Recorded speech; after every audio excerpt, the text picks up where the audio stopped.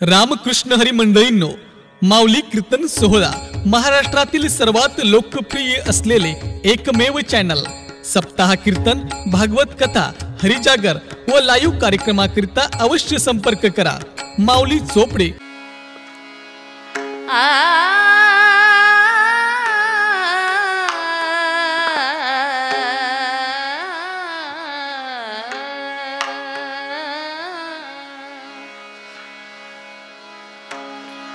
आवडे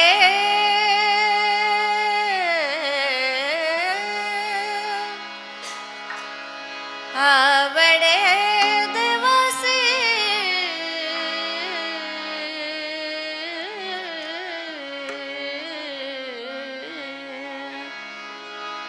आवडे देवासी तो एका प्रकार आवडे देवासी तो एका प्रकार आवडे देवासी तो एका प्रकार आवडे देवासी तो एका प्रकार आवडे देवासी तो एका प्रकार आवडे देवासी तो एका प्रकार आवडे देवासी तो एका प्रकार नामाचा उच्चार उच्चार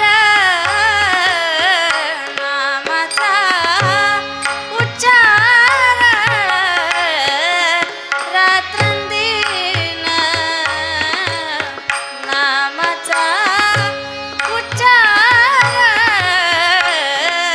रात्रंदिन आवडे देवासी तो एका प्रकार आवडे देवासी तो एका प्रकार आवडे देवासी तो एका प्रकार तुळशी माळ गळा गोपी चंदन टिळा तुळशी माळ गळा गोपी चंदन टिळा तुळशी माळ गळा गोपी चंदन टिळा तुळशी माळ गळा गोपी चंदन टिळा हृदयी कळवळा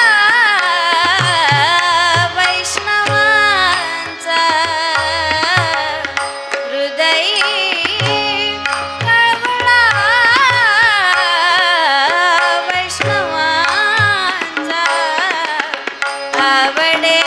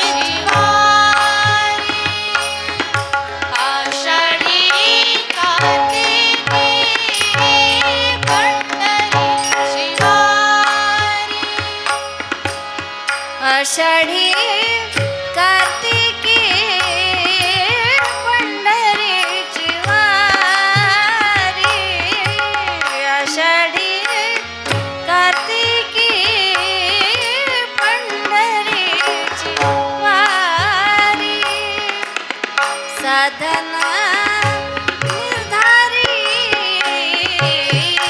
आनंदाही साधना निर्धारी आनंदाही आवडे देवासी तो एका प्रकार आवडे देवासी तो एका प्रकार आवडे देवासी तो एका प्रकार एका जनार्दनी ऐसा जाचा नेम एका जनार्दनी ऐसा जाचा नेम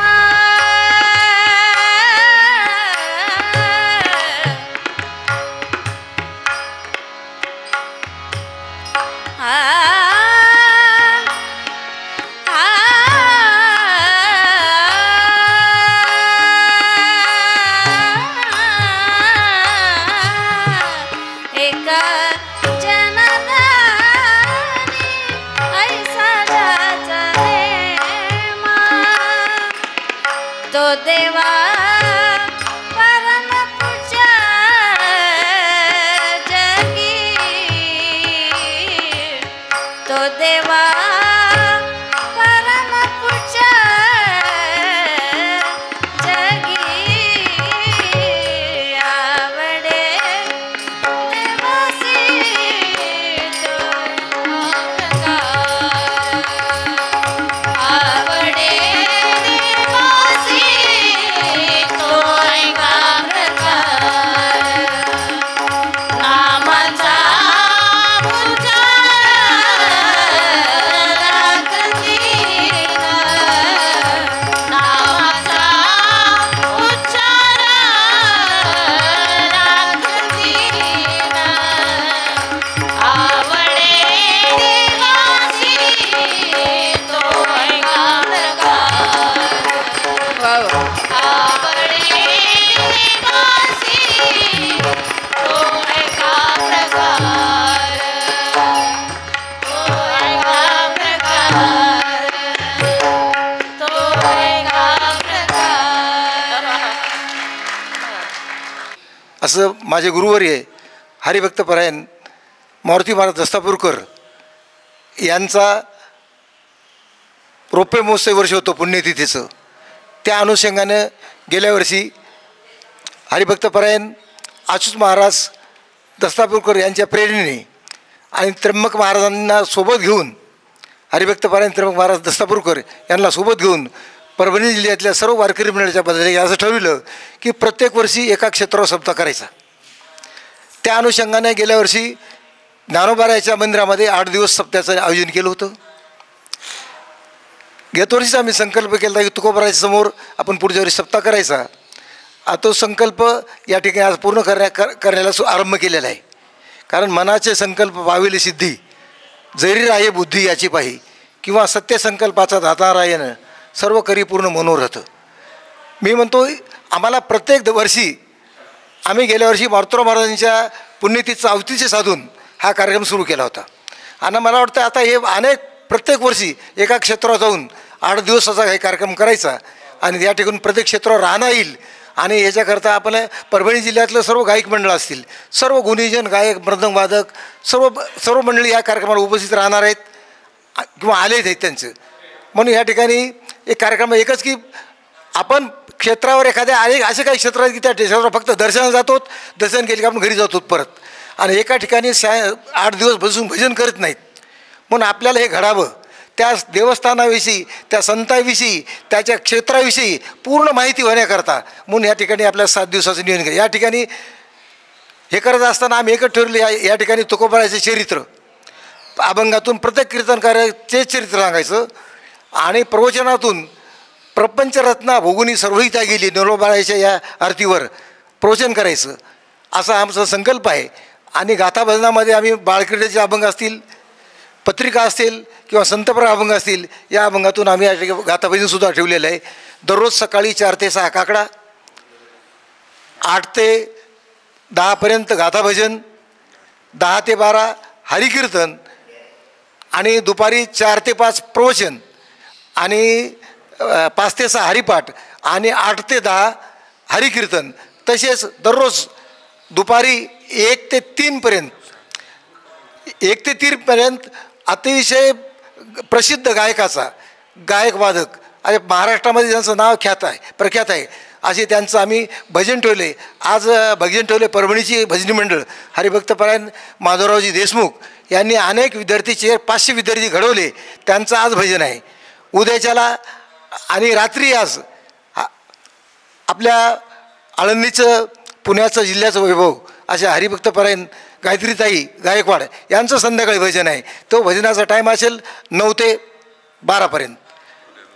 उद्या दुपारी हरिभक्तपरायण परभणीचे गान कोकिळा ज्यांना आपण म्हणतो अतिशय सुंदर गाणारे हरिभक्तपरायण पंढरीनाथ माधव कदम, कैलासबुवा पौळ, संगीत विशारद संगीत अलंकार सोपानकाका बोबडे आणि आमचे संगीत विशारद हरिभक्तपरायण भास्कर महाराज सोन्नेकर, मर्दंगाव साथ असेल, आमचे बालाजी महाराज काळे असतील.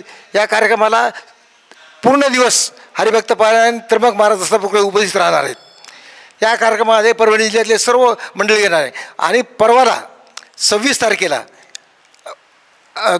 संध्याकाळी आमच्या परभणी जिल्ह्याचं वैभव आणि आळंदीत येऊन नावलौकिक केलेलं असं अतिशय कमी वेळामध्ये असे हरिभक्तपरायण आमचे उद्धव बापू शिंदे अख्खी महाराष्ट्रात कुठल्या यूट्यूबला टाका त्यांचं भजन आहेच असं. आणि ते बी स्वतः आता येत नाहीत, ते त्यांची सर्व टीम जवळजवळ 25-30 मुलं दरवर्षी आम्हाला सहकार्य असते त्यांचं. आणि ते त्यांचंसुद्धा भजन आहे आणि ते 3 दिवस उपस्थित राहणार आहेत.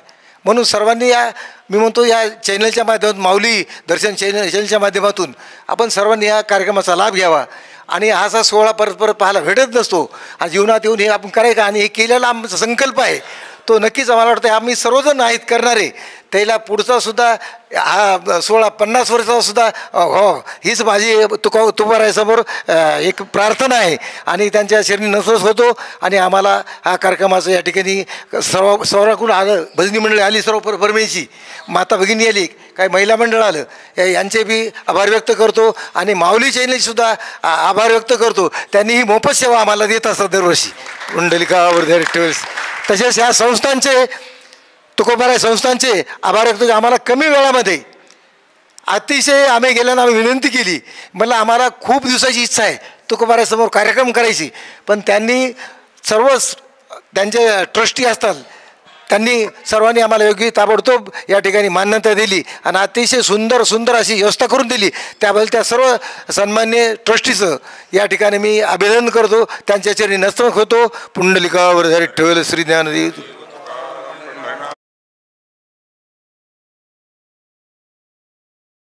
नानाच्या प्रकल्पाला, नानाच्या सत्संगाला गेल्या वर्षीपासून प्रारंभ झालेला आहे.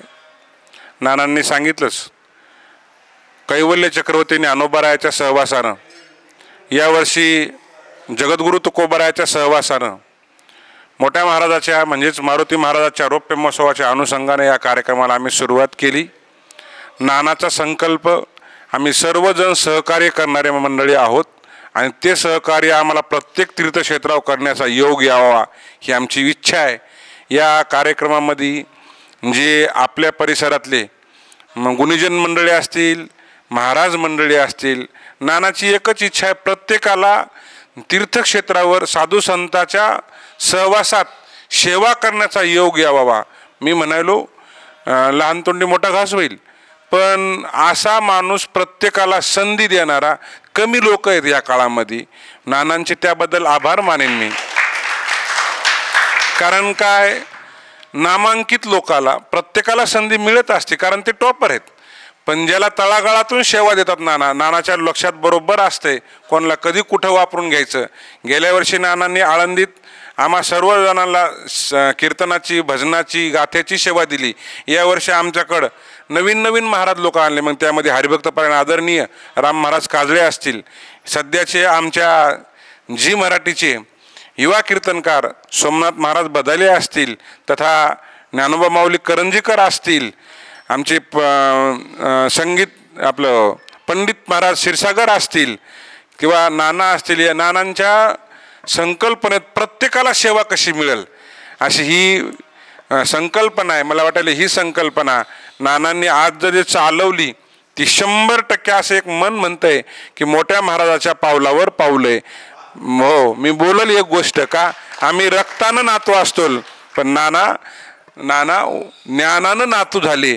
या नातवानं अशीच प्रत्येकाला संधी द्यावं अशी प्रार्थना करतो आणि थांबतो. रामकृष्ण हरी.